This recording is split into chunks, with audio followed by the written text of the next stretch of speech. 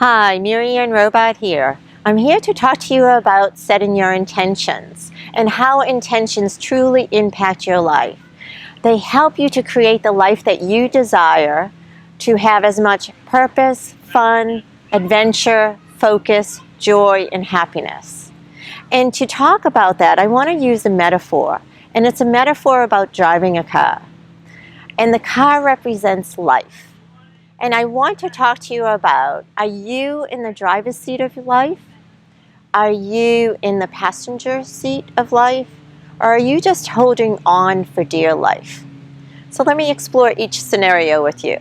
Scenario one, when you are in the driver's seat of life, here is how life should feel to you. You know where you're going. You know what your purpose is. You know what your big level goals are in life. And you're very intentional. And what I mean by intentional is you are making choices every day about how you want to live your life that day, what you might want to accomplish, and also how you want to be. Scenario two, with you as the passenger, might show up differently. It shows up that you're not steering your car. You're basically in reaction to life. So life is going by, all sorts of activities are taking place. You might have a daily routine of getting up, going to work out, being with your children, whatever your routine is. You just let your routine run and hope that at the end of the day, you've achieved what you wanted to achieve. That's what I would call being a passenger in life. And the third scenario, which I know I've found myself in this scenario from time to time, is that I'm not even in the car. It's like life is going by so fast and I'm holding on to the door handle for dear life because I can't even slow it down enough to take the time to get into the car. Now, I'm sure all of you have had this experience where things come up in life and you're adding one more thing and another thing on top of it and another thing on top of it. And so all you're hoping for is to get through your day. The reality is sometimes you're in all three scenarios in a single day. So my intention during this video is to talk to you about how do you get yourself firmly planted behind the steering wheel, so that you can co-create the life that you desire. And hopefully, that life is going to be the life that gives you the most joy, fulfillment, and satisfaction. So, let's explore the first one. The first one is when you are behind the steering wheel. Typically what's happening is that you have an intention. You have an intention about what you want to either do, be, or have in that moment that allows you to take control, be focused, and accomplish what it is that you want. When you are not in that scenario, it's because you have no intentions. You're simply letting life happen and you are reacting to the best of your ability. So what we want to do is to get you into an intentional way of living your life.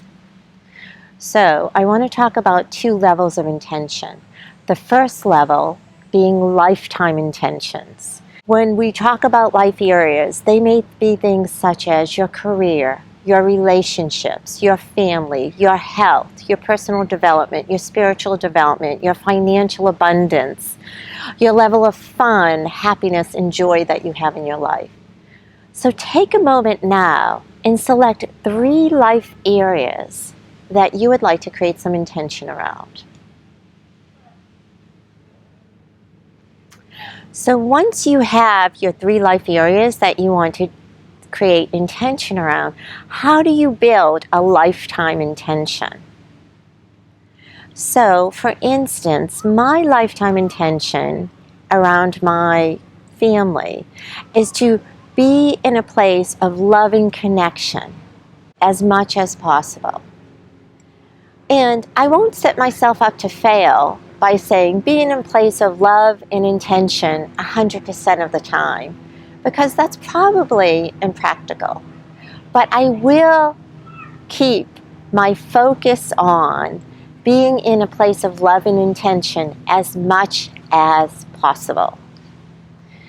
Another intention might be around health. My intention around health is to feel strong, healthy, and have a body that's able to do the things that I love to do.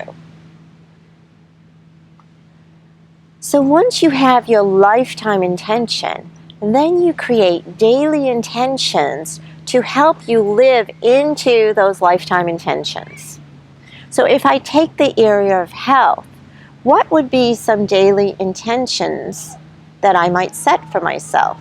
It could be every day I do one activity that really supports me in feeling good about movement of my body. Or it could be I take one intention around health every month that says this focus for my health this month is taking all of my supplements that I need to take when I need to take them. This is a huge challenge for me. But if I set my daily intention, I have some focus around it. So take one of your life areas now and say, what would a daily intention be for you that helps you live into your lifetime intention? Take a moment, think about it, and write it down.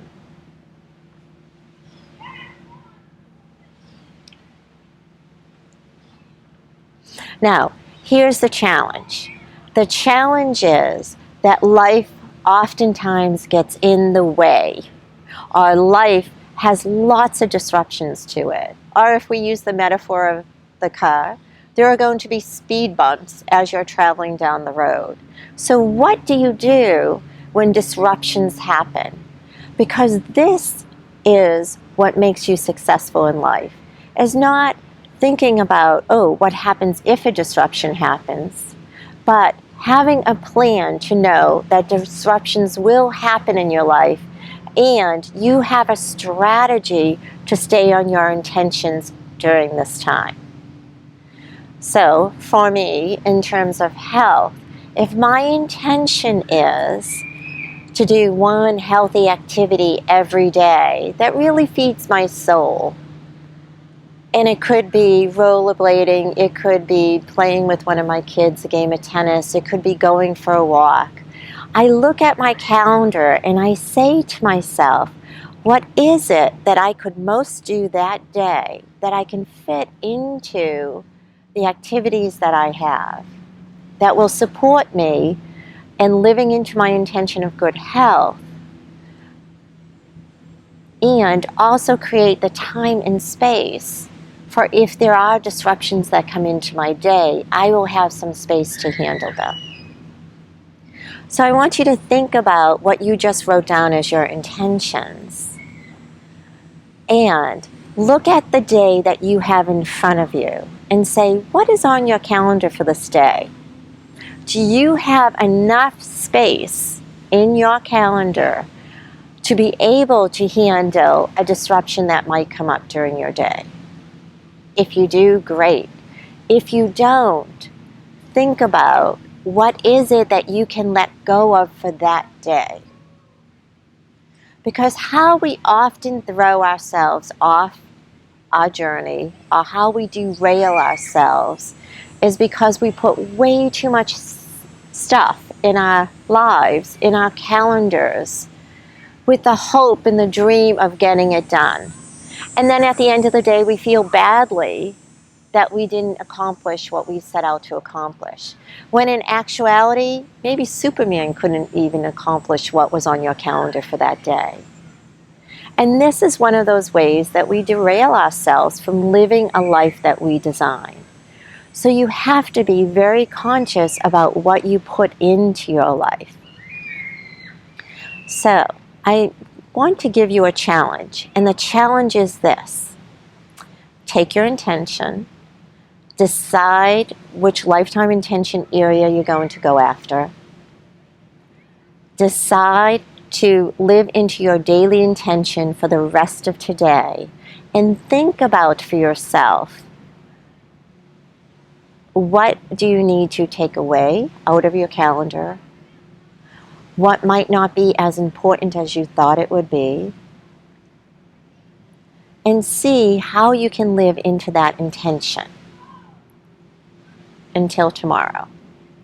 The second thing I want to talk to you about, though, is this idea about how we want to be in life, because we also have to show intentions around how we want to be.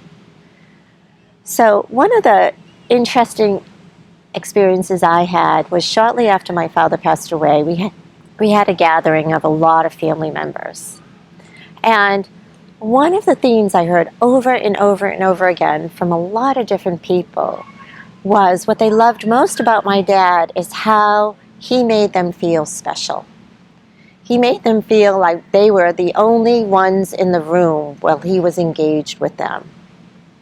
And after hearing this about 5 or 6 times, I was driving home that night and I thought, would anybody say that about me? And I looked at the different domains and I said, yes, probably in work, because my work is around being intentionally there for my clients. But would they say that in my day-to-day life? Probably not, because I'm one of those people that are an optimist that always has way too much on my calendar and think I can get a whole lot done. So I might be communicating with you, but I have 12 other things going on in my head. So this was a real challenge for me. And I thought to myself, okay, I could do the usual thing and set myself up probably for fail to say, all right, for the next 10 days, I want to go to 100% of being present in everything I did. That's not realistic. So I want you to think about yourself, and on the continuum of 1 to 10, where would you say you are the most present in your life? And where would you say that you don't show up in a place of presence? So take a moment and think about that. Is it in career? Is it with your children? Is it with your partner? Is it with your own self? Just take a moment and think about it. When you have that, I want you to think about or rate yourself on a scale of 1 being the least present and 10 being the most present. Where do you currently fall? So once you have that rating, then I want you to think about what are the actions you can do? How can you shift the way you're being to move your level of presence up? Maybe 2 or 3 notches. So if you rated yourself a 5, how could you move to an 8? How could you be more present in an 8? So for me, a good example would be with my children. A lot of times there's so much going on. I'm picking one up, I'm dropping another one off. And normally I'd pick one up, be on the phone, be talking about or thinking about 9 million things I needed to do. Once I started to practice this intention about being, I realized that the time I had with them in the car was great time because there were no other distractions. I could be present in their life and carry on a conversation with them. So I practiced the art of putting down my phone, asking them some questions, or maybe even asking them some bigger questions than I normally would because we had a 20-minute ride and we could delve deeper into a conversation. These are all suggestions that I'm giving to you that can help you think about how you move your level of beingness from where you are today to a greater level. So until we meet tomorrow, I want you to practice, take up the challenge of practicing one intention, focusing on that, and also looking at how you are being in your life, how present in everything you are doing you are. And when we talk tomorrow, we're going to talk about what beliefs you might have that are getting in the way of you living your intentional life. So until we meet again, have the best day ever.